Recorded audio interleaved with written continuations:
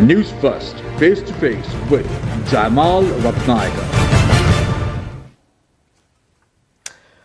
Politics is not a game, it is an earnest business. This was a quote which was made by the famous British Prime Minister, the late, great Winston Churchill.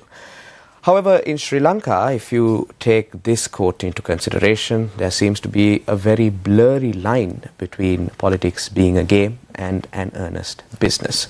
To talk about all of this and much more this evening, we have invited to our studios tonight Sajin Vass Gunawardena, a former Member of Parliament, and also he has been holding many positions in previous governments. He was also a former CEO of a state-owned airline, and currently he's serving as the Assistant Secretary General of the Sri Lanka Freedom Party as well as the Secretary of External Affairs of the SLFP as well. A very good evening to you, Mr. Gunawardena, and welcome on the show. Thank you, Jamal. A good evening to you as well. So, Mr. Gunawardena, you have been under the radar for quite some time, if I may put it so. And once more, you have accepted our invitations and come into our shows. How did you enjoy your break from politics and now back again into active politics with the SLFP? Jamal, let me thank you first for having me here tonight. Certainly. I did take a break, but it was not a 100% break. Right. I have never left the SLFP. I will always be in the SLFP. But when the SLFP in the recent past decided to go and join forces with the SLPP, right, I took a step back because I was against that, and that is not my thinking in terms of politics. Okay. And when they again disengaged, Honorable Maithripala Sirisena invited me to come back, and which I did. And so I have never been not active. Right. In Galle district. I have been very active, and I have been working for the people and been in touch with the people as well. So, but now I have a more active role and a more responsible role in terms of the party. Right. So let's talk about the SLPP first of all, Mr. Gunawardena, since we are on that topic. The SLPP, one might say, has been scrambling to form new alliances, has been scrambling to get the popular vote of the people. We've seen there has been a tug of war between two representatives of the SLPP. Can you just untangle this for me and our viewers as well, as to what is happening within the party at present? You're talking about the SLPP or the SLFP? The SLFP. SLFP. Sri Lanka Freedom Party. Well, SLFP, the thing is, you see, we have seen certain issues that have been there with our former Secretary General, Honorable Dayasiri Jayasekara. Yes. Matter is in court. And then we saw the defection of Honorable Shan Vijayalal last week. But these, Jamal, are normal things when it comes to a political party. When an election is close by, right, people have ambitions. People have aspirations. Right. Some people know to wade through that and to be patient until your time comes. Yes. But some people are impatient. So the impatient take decisions and perhaps make mistakes. So in a democratic party, I must reiterate one thing. Honorable Maithripala Sirisena's style of governance in the party is very democratic. Right. Perhaps at times too democratic. Right. But that is the nature of the person. And therefore, we have a very open forum where we can argue, we can express our views and all that. But when one doesn't toe the party line and when one has ambitions and aspirations of a greater nature and one is not prepared to accept and wait for the time frame, for example, conflicts start. And then a leader has to look at what is good for the party. Right. And of course, he can't do it alone. He has to have the backing of the Central Committee of the party. Yes. So, having said all this, that is, I believe, a true democratic nature of politics. Politics. And as you quoted Sir Winston Churchill, that is what it is. It's a business in that sense. But with all this, we have now reorganized our party very strongly. We are in the process of building one of the strongest new alliances to face whatever elections that comes first. And Her Excellency, the former President Chandrika Bandaranaike Kumaratunga is also involved in formulating this. And I think there is a larger consensus now because the role of the SLFP is very clear in the minds of the people. Okay. Because when you look at the division of politics, when you look at the players, when you look at the parties, the most integral role in terms of deciding the fate of the country rests with the SLFP.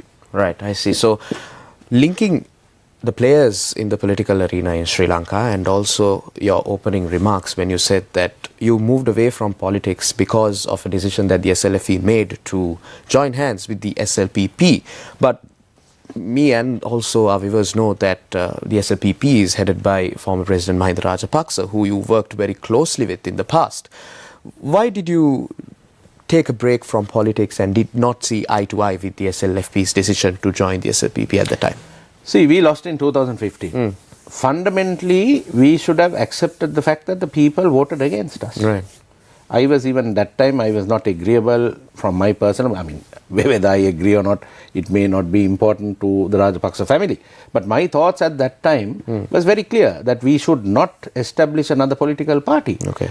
If we, number one, fundamentally, we must accept the fact that the SLFP lost, right? People voted. And number two, whatever we do, whatever differences of opinions that we have, must be within the party. Right.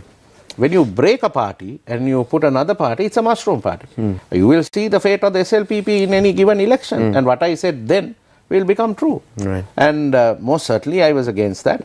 And there were a lot of issues as well. And of course, in the 2015 election, my nomination was denied. Right. Though it was Honorable Maithripala Sirisena who was the leader of the party, the entire nominations were done by the former President Honorable Mahinda Rajapaksa. Right. And after working for 23 years, he and some members of the family decided to not give my nomination and make me a scapegoat, a sacrificial lamb, so to speak. Right. So that, that's what happened to me. Do you feel hard done by what happened to you at that time? Well, it's, I'm not angry. I mean, I have gone through a lot of pain, and my family has gone through a lot of pain because I've been remanded, taken out remanded for false allegations, false charges, and so on and so forth.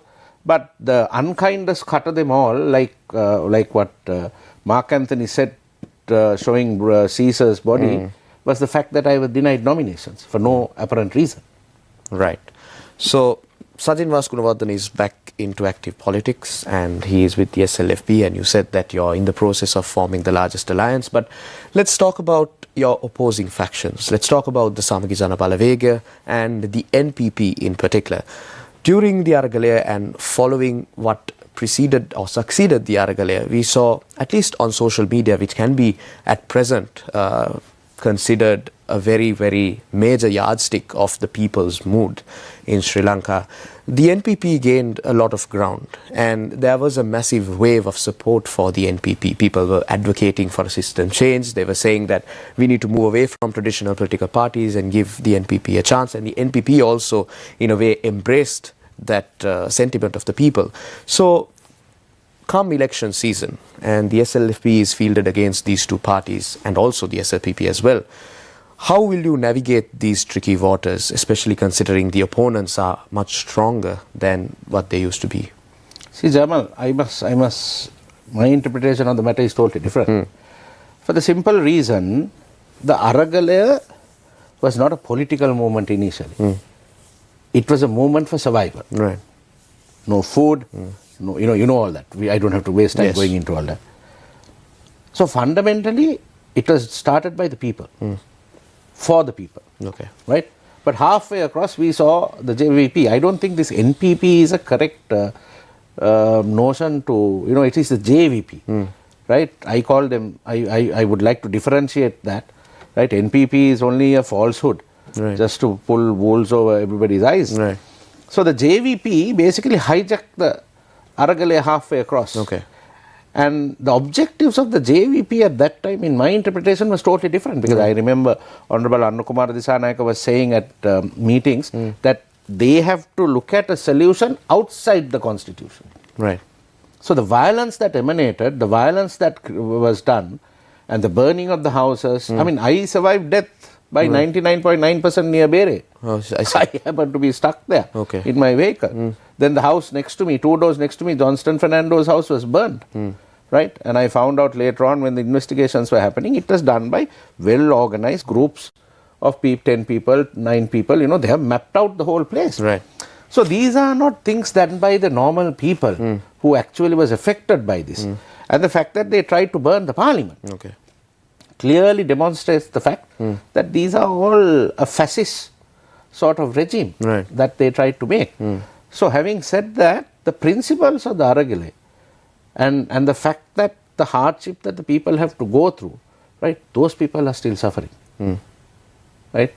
No solution has been given to those people. Right. But we must understand the fact, Jamal, that thanks to President Gotabaya Rajapaksa, this economy went back minus 12.5%. Right? Today it has come to a positive nature, and by the next quarter, I believe there's going to be a growth. Right. So what's right, what has been done right, we must accept the fact. But I don't think SLPP can take the credit to that, because they are the offenders. So is that you admitting that incumbent President Ranil Wickremesinghe is doing a good job at the No, moment? see, it's like this. There's two sides to it. Okay. When you look at the economic comeback and the discipline that was required for that, yes, he has achieved that. Right. But at the same time, from minus 12.5 to a plus situation in 1.5 years is not an easy task. And the challenges that is there and the reforms that has to be done, these are all very hard things to do. Whether it is Honorable Ranil Wickremesinghe or Maithripala Sirisena or whoever is there at the helm, the path that you have to take after you declare bankruptcy is one. Right. And if you don't have the discipline and the wherewithal and the exposure to understand this, nobody can get to the targets. Right. That's number one. But having said that, the largest issue that we have in this country today is two-pronged. One is the fact that due to the fact that 12.5%, there was a minus 12.5% contraction of the economy, more than 230,000 industries have closed up. Then the avenues, the opportunities that people have to make their livelihood is non-existent today. Then there is huge food insecurity. Right. Because of the ban on fertilizer and so on and so forth, production has dwindled. So as a result, the FAO also has given the program, the World Food Program, that people are starving. Now that is something that this government, whoever it is, has a primary responsibility to look at. But unfortunately that is not happening. Right. Right? So another thing that a lot of people are attributing is, when you spoke about the Aragale, you said that it was a fight for survival for the people.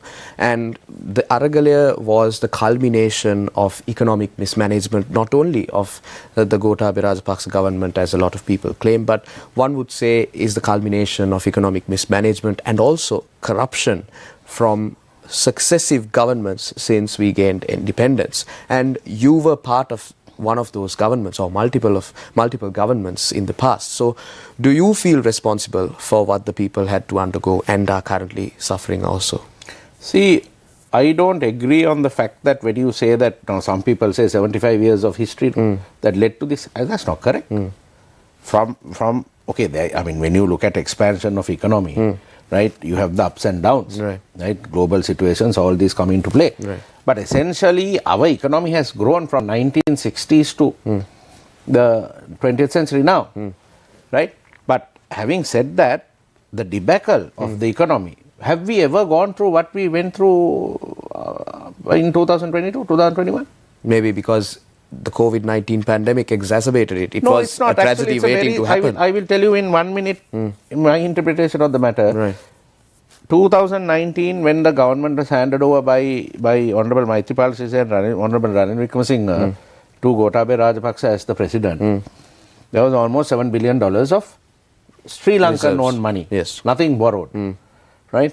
Then they wanted to hold the dollar at 220 or 200 or whatever, and they expended the entire reserve. Yes. And they did not go and borrow ISBs and all that to maintain your reserves. I'm telling you in a very simple form. Right, on the one side. Right. Then on the other side, they needed $680 million to bring the fertilizer. They didn't have that. So these are sheer mismanagement. Right. So who is to blame for that? You can't blame 25 years of history, 75 years of history. But you can't also deny that there was no corruption. No. So that's another subject. I'll come to that. Okay. Corruption in any country, in any process, there is an element of corruption. Right. I saw recently Singapore, one of the ministers, I can't remember what the portfolio is. The former health minister. He was also indicted for corruption. Right? Now, yes, there was corruption. Right? There was no action taken for that also. Right? That we have to accept that. Certainly. Right? So, now for example,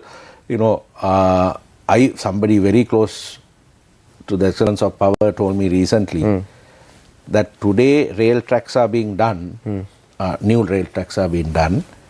Now, this is explosive thing, I'm telling you. I don't know how far, whether it is 100% truth or not. Okay, so you bear the responsibility I bear of the your responsibility statements, of saying it, right? But this is something that has to be assessed and looked at. Right. That new rail tracks are done at $1.5 million per kilometer. Right. But in the past, it has been done at $10.5 million. Now, the ADB looked at the road network, and I think they did a comparison. And whereas I believe they basically made an assessment that there is about 150-160% excess costs in Sri Lanka when you compare with the norms elsewhere. Right. So, you see, what we need is, now when the Yahapalana government came, actually most of the cases that they put was for optical purposes. Yes. Now I have been, I have been acquitted under the Mihin Lanka corruption case that they filed for me. Right. Magistrate court acquitted me, and they went and did an appeal in High Court. High Court was acquitted you. right? Because there must be some sort of proof and some sort of charges filed. Yes. And there was another case saying that I have misused vehicles, but there is no charge sheet for the last 10 years. Right. Right. But corruption is something we know where it is. Right. So there has to be proper investigations and there has to be proper follow-up on this. Right. So, but I think Sri Lanka has come long enough when it comes to economic recovery for those in the echelons of power to take a look at how corruption has run rampant in the country. Yes, we know the economy is not fully stable, but we are going at a steady pace. And now I believe personally, and I'm pretty sure most of our viewers will also agree, that it is time for us to revisit those, look at recovering assets that were lost, asset recovery, looking at the money that was stolen, looking at indicting the people who are responsible for these crimes, economic crimes that the UN itself has coined as a word and a term now. Don't you agree with me in that particular sentiment? See, Jamal, I would agree with you in the process, but it's a very complicated process, no? Yes, but it must be instituted nonetheless. It must be instituted, but you have to stop it, you have to nip it in the bud at the first point itself, not wait until the last point. Right? You must have a very clear guideline, very transparent way of doing things. Right. Now, for example, there are 100 and odd state-owned enterprises that are going to be disposed of. Yes, I want to talk to you about that as well. Whether it is right or wrong, it's a different matter. Right. That's a matter of interpretation. Certain things are right, certain things are not right. Right. We can argue. People have different views. Now, what is the easiest way of getting rid of these? If you have to get rid of them, float them in the stock exchange. Sri Lankan Airlines, for example, float it in the stock exchange. If you don't want to float it here, go to Mumbai. Anywhere where you can, right? I mean, obviously debt restructuring has to take place, all that has to be done. So we have to have a very transparent way of doing things. Now, for example, I have been following in Parliament, now this, I won't say private company names, but this privatization of the fuel retail. Yes. Right, this company that was given recently, was a royalty charged? When you compare with IOC that was given long years ago, they have paid $75 million royalty. Right? And in Parliament, I saw the respective minister saying that there will be a royalty charge plus there will be a 4% on revenue, but nothing. Right? So this is where it has to start. See, Jamal, it's a very simple thing. Parliament majority is controlled by the same party, SLPP. Right. Nothing has changed.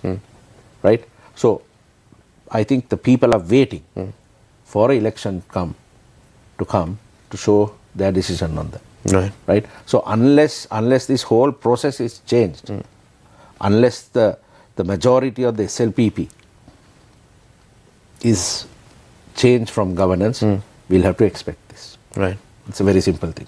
Right. So has there been any sort of invitation or an interest from the United National Party, who is now also trying to restructure its affairs because its president, its leader is also the president of this country, for the United National Party and the SLFP to maybe join alliances? Not quite. There has not been any official invitation as such. But we are in the process of forming an alliance with some good personalities who are in Parliament and who are outside Parliament also.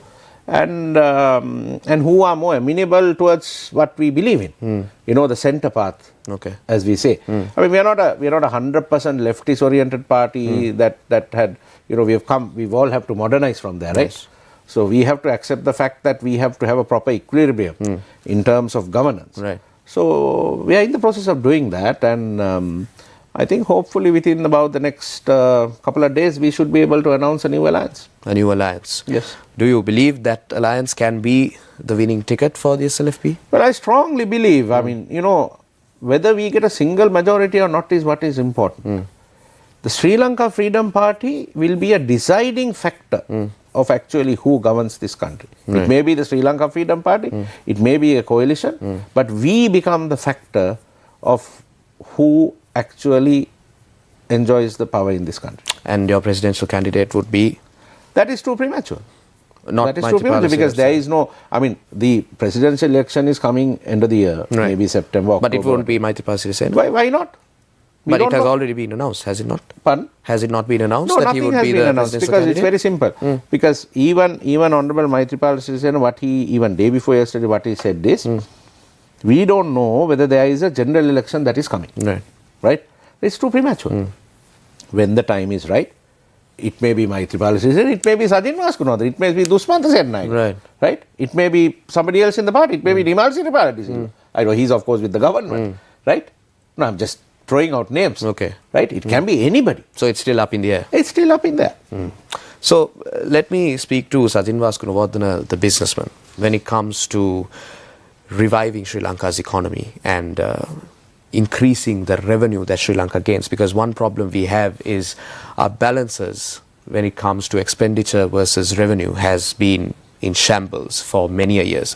So how does Sri Lanka's economy need to be restructured, to be modernized, to embrace new developments, to embrace new industries, and in the process develop our economy in a sustainable way? I want to speak to the businessman Sajin Gunawardena on that.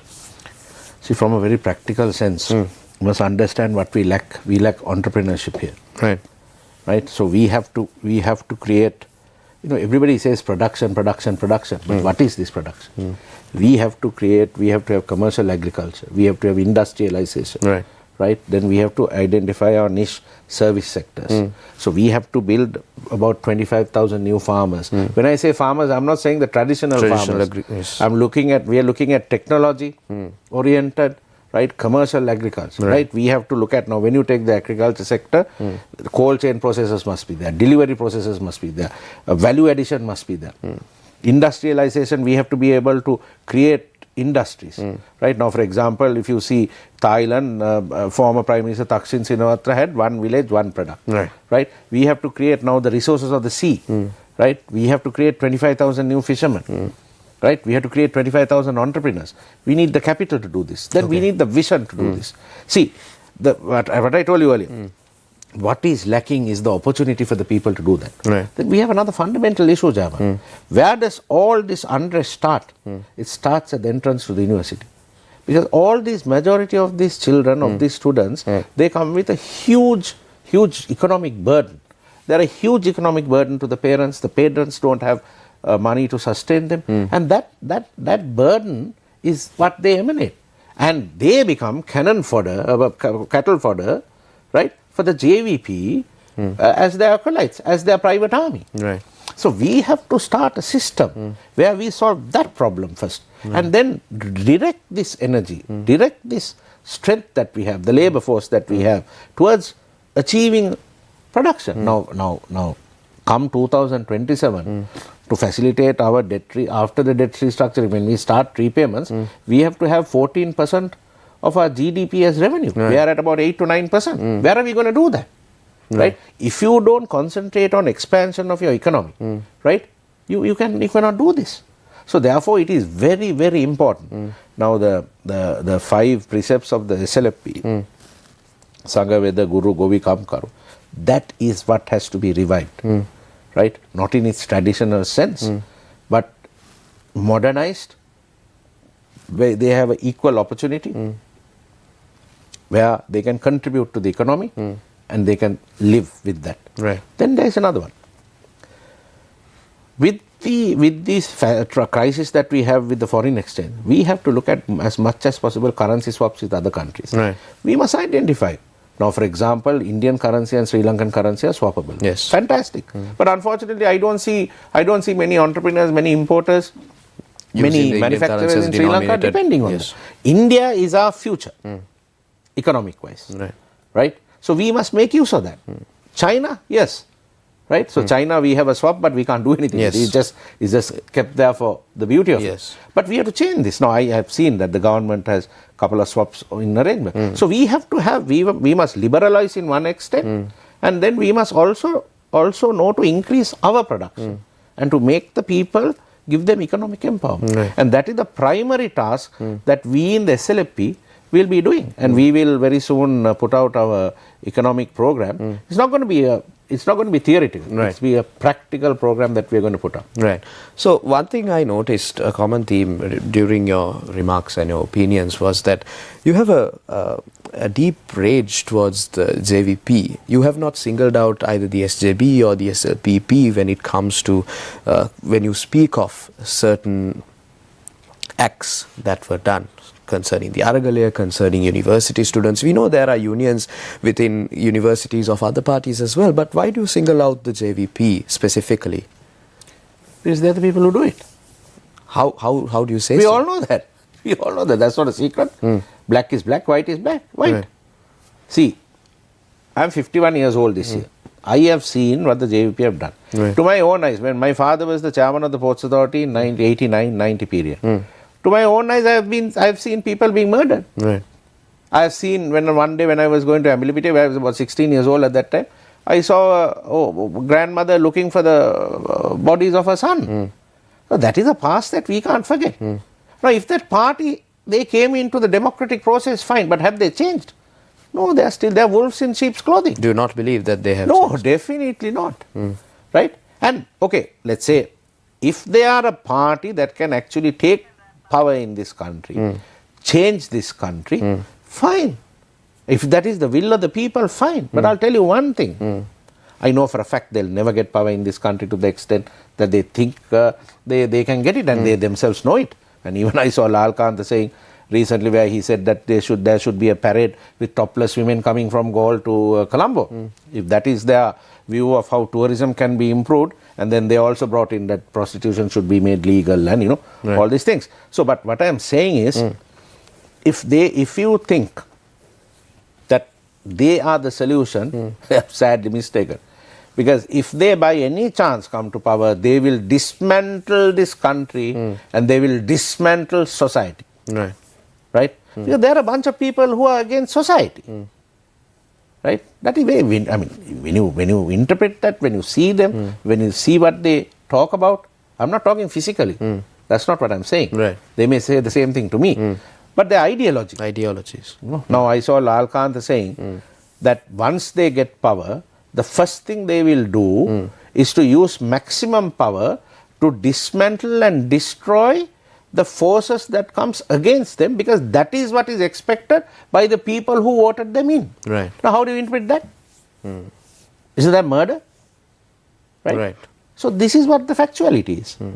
And the people of this country is not that foolish. I mean, they know how to use the social media. They know how the propaganda works, right? And they portray something different.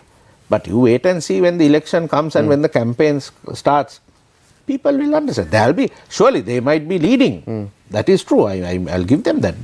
They might be leading when you compare with the other political parties. But there is still time. Right. And we'll see how it takes place. There is still time, and we will see how everything turns out. That is the message that my guest tonight, Sajin Vass Gunawardena, Assistant Secretary General of the SLPP, has to convey to you and I this evening. Thank you very much, Mr. Sajin Vass Gunawardena, for joining me and sharing your very candid and open views regarding Sri Lanka's economy, how it can be revived, and the future political path of the SLFP, and coming on to the show after quite a long time. So thank you very much for joining me this evening. Thank you very much, Jamal. Thanks a lot. And that's the way it was on Face to Face tonight. Do take care and have yourselves a great night.